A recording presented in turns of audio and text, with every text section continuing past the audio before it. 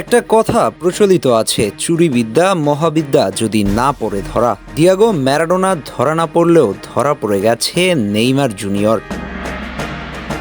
এ যেন ব্রাজিলিয়ান সমর্থকদের মুখে চুনকালি লেপনের মতো।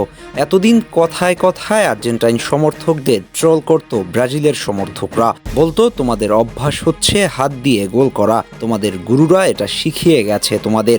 সেই একই কাজ করতে গিয়ে গোল তো পেলেনই না নেইমার, উল্টো ধরা পড়ে গেলেন রেফরির জালে, দেখলেন লাল কার্ড।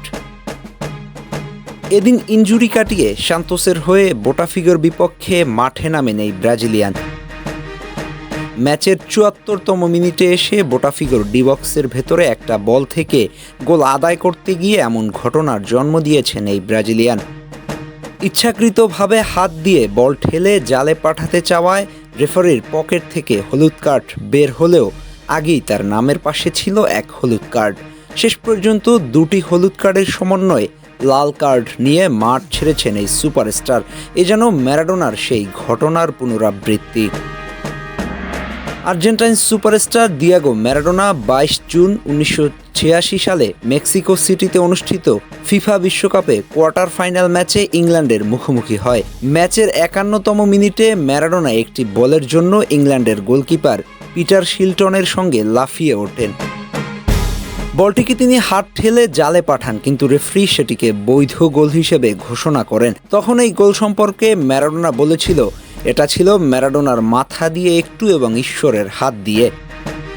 ম্যারাডোনা কৌশলে বেঁচে গেলেও বাঁচতে পারেননি নেইমার। সান্তোসের সাথে ৬ মাসের চুক্তি ছিল তার। লাল কার্ড দেখায় খেলা হচ্ছে না পরের ম্যাচ। এই মৌসুমে সান্তোসের বাকিও আছে একটি মাত্র ম্যাচ। যদি নেইমার সান্তোসের সাথে চুক্তি না বাড়ায়, তবে এটি সান্তোসের হয়ে তার শেষ ম্যাচ। আর এমন ম্যাচ হয়তো ভুলে যেতে চাইবেন নেইমি, শেষটা আরও ভালো হতে পারত তার জন্য। তবে ব্রাজিল সমর্থকরা আর আর্জেন্টাইনদের হাত দিয়ে গোল দেওয়ার প্রসঙ্গে কথা বাড়ানোর সুযোগ পাবে না বা সামনে আগাবে না। ম্যারাডোনা তাও গোল করে ইতিহাসের অংশ হয়েছে। নেইমি গোল তো করতে পারলেনই না, বরং কালো অধ্যায়ের সাক্ষী হয়ে রইলেন। ইনজুরিমুক্ত নেইমারকে ভক্তরা যেভাবে দেখতে চায় সেটা এই যাত্রায় হলো না। পারফরমেন্সের চেয়ে বাহিরের খবরের শিরোনাম হয়ে রইলেন এ যাত্রায়।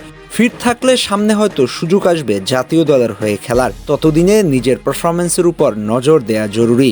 সমর্থকদের প্রত্যাশার জবাব দেয়া উচিত পারফরমেন্স দিয়ে, এ ধরনের খবরের শিরোনাম হয়ে নয়। আহমেদ হাসনাইন খান, টিম স্পোর্টস।